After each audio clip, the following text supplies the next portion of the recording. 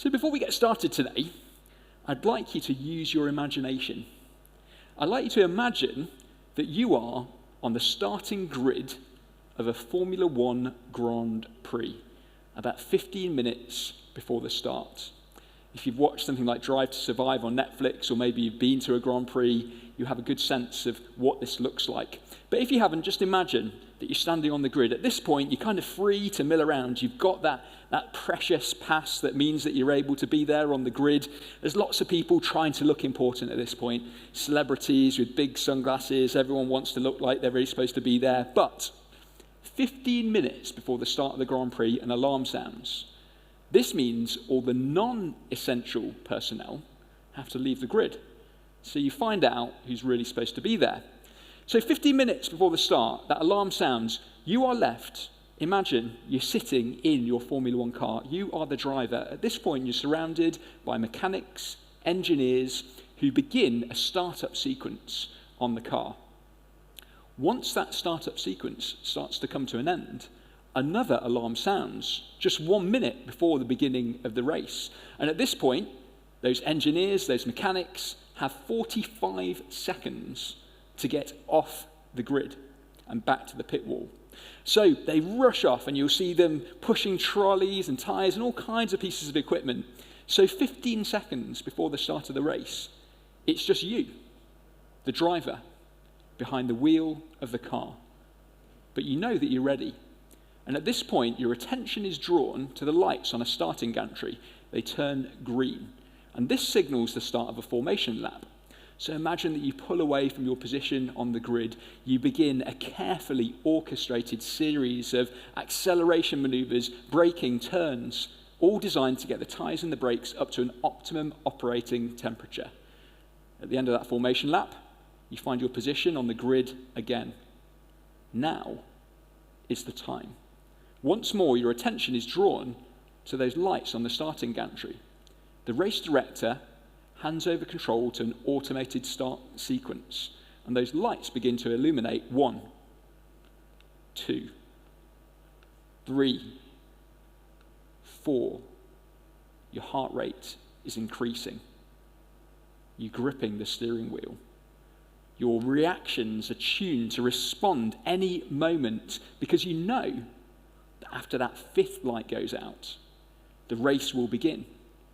But you don't know how long those lights are going to stay up for. It's actually a random time interval. So you focus with precision on the edge of your seat, waiting for that race to begin, because when those 5 lights go out, that race is on. In many ways, I think Formula One provides a great example of a concept which is sometimes described as bias for action. Formula One is bias for action in action. You might have heard of bias for action before. Perhaps it's a term that you're familiar with. It's used in many businesses. But I often think about bias for action in the context of 3 components. The first, it means we're decisive and focused. Second, it means that we're proactive and that we're resistant to procrastination. Thirdly, it means we're empowered to act. We're not fearful. But how decisive and focused do you feel in your average workday? According to some data, we're interrupted once every 11 minutes. It then takes 23 minutes to get back up to speed on the original task. Sound familiar? How proactive are we? The average worker, according to some data, procrastinates for about 2.2 hours per day. I'm sure no one here does that, but maybe, perhaps you know someone who does. Do you feel empowered? According to some other research, 40% of workers say that they worry about making mistakes for most of the day. But my argument is I don't believe it has to be this way. And I'm going to share some practical tools that might help us to transform our bias for action and express some of those characteristics. In part 1, we're going to talk about becoming more decisive and focused. In part 2, we'll talk about boosting proactivity and resisting procrastination. And in part 3, we're going to talk about empowering action, moving away from some of that fearfulness, that fear of making mistakes that sometimes we all struggle with. But let's get into the first section. How can we increase our decisiveness and focus? Well, how many people here have done a sport like cycling or running or swimming? Anyone who's done that kind of sport, or maybe knows someone who does, might be familiar with this idea of training zones.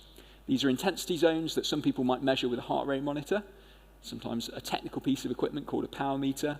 But essentially, it enables you to measure the intensity of physical effort. Now, I'd like you to imagine for a moment that you could apply a similar method to measuring intensity in knowledge work. And if you were to do that, you could use this metaphor that I describe as cognitive gears. Cognitive gears are kind of like intensity zones for mental cognitive work in a similar way that we might think about heart rate zones for running, swimming, or cycling.